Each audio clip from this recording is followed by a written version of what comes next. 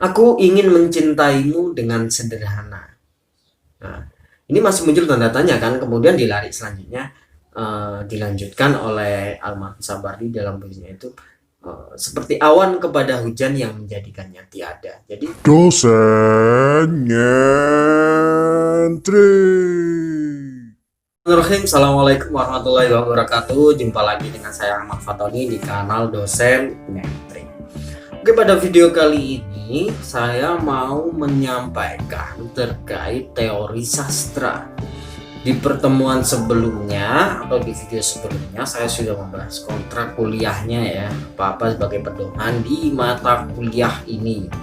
Jadi untuk pertemuan pertama nanti saya akan berbicara definisi sastra, konsep dan ruang lingkup teori sastra, dan juga klasifikasinya.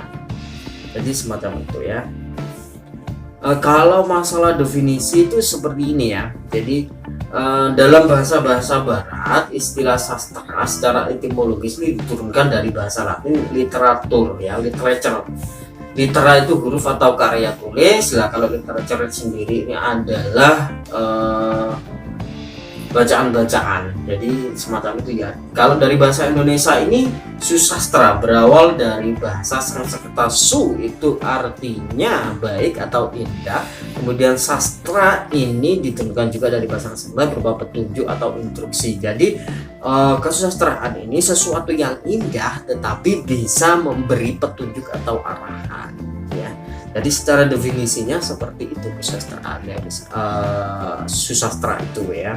Nah terus kalau teori sastra itu berarti teori yang digunakan untuk membaca keindahan itu ya. Sesuatu yang indah kok perlu dibaca, ini gimana? Ya karena terlalu indah, ada bahasa-bahasa simbol yang ada di dalamnya yang kita tidak, orang awam maksudnya, orang awam tidak bisa memahami itu secara mentah ya. Jadi misalnya ada puisi lariknya begini. Aku ingin mencintaimu dengan sederhana. Nah, ini masih muncul tanda tanya kan, kemudian di lirik selanjutnya dilanjutkan oleh Almarhum Sabardi dalam puisinya itu seperti awan kepada hujan yang menjadikannya tiada. Jadi sederhananya cinta menurut Sapardi itu awan kepada hujan yang menjadikannya tiada. Nah ini kan perlu diterjemahkan, perlu digunakan teori-teori agar orang-orang bisa memahami dan merasakan keindahan puisi itu. Pertanyaannya begini, apakah karya sastra itu harus dimaknai dengan teori? Ya tidak. Kita bisa merasakan keindahan-keindahan itu kalau kita bisa menggunakan hati kita ya. Dari semacam itu ada dua alternatif, ada jalur akademis yaitu menggunakan analisis, menerapkan teori-teori. Lah kalau jalur yang lainnya, jadi jalur umum, jalur mana suka, itu ya menggunakan perasaanmu untuk membaca karya sastra. Jadi semacam itu ya.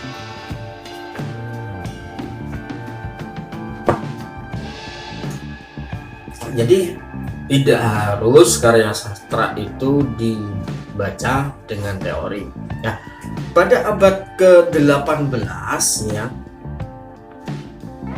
ada ahli Foucault ya, Michel Foucault itu mengatakan bahwa sastra modern itu lahir dan tumbuh dari kemapanan bahasa dan gunggungan pola-pola linguistik yang kaku. Jadi dulu itu ada abad 18 karya sastra itu sangat teoretik ya, sangat mengagung-agungkan teori. Nah kalau secara umum sebenarnya ruang lingkup teori sastra itu lebih gini ya, sesuatu yang ilmiah ya, yang digunakan untuk menetapkan pola atau mengamati hubungan-hubungan gejala dari sesuatu yang diamati atau karya sastra itu. Jadi teori sastra itu semacam, jadi subjeknya adalah ilmu pengetahuan untuk memandang sesuatu ya.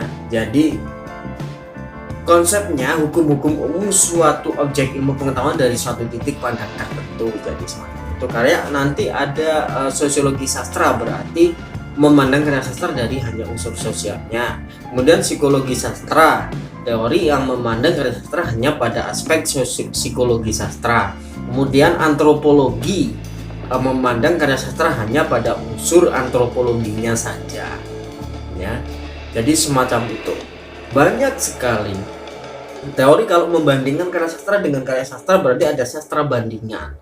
Kalau memandang teks, ya, itu berarti ada tekstual, teori tekstual mimetik. Kemudian kalau ingin membaca teks dengan konteks, ada intertekstual, ya, dan teori-teori yang banyak sekali yang bisa dipelajari nanti di teori-teori ini. Jadi kalian harus membaca buku-buku terkait dengan kesusastraan, ya, ilmu sastra. Itu ada bukunya Rini Welek dan Austin Weren, ya. Ada yang bertanya kemarin di WA, apa bukunya apa gitu ya. Jadi cari Rini Welek dan Austin Weren, kemudian Jan van Luxemburg, ada Michael Ball dan William G. Weston. Nanti akan saya munculkan slide, ya. Kalian bisa mencari buku-bukunya, mencari literatur-literaturnya seperti yang sudah saya arahkan di aplikasi-aplikasi di kontrak kuliah dia. Kemudian Andre Lever, ya. Jadi semacam itu. Mungkin itu saja untuk pertemuan kedua ini di teori sastra, ya.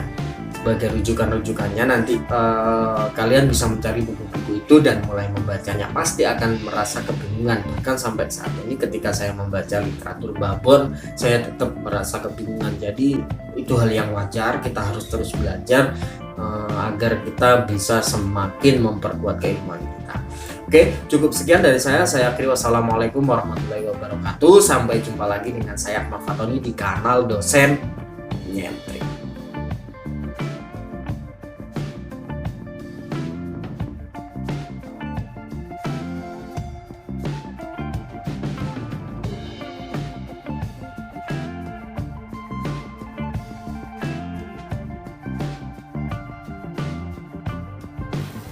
Jangan lupa subscribe.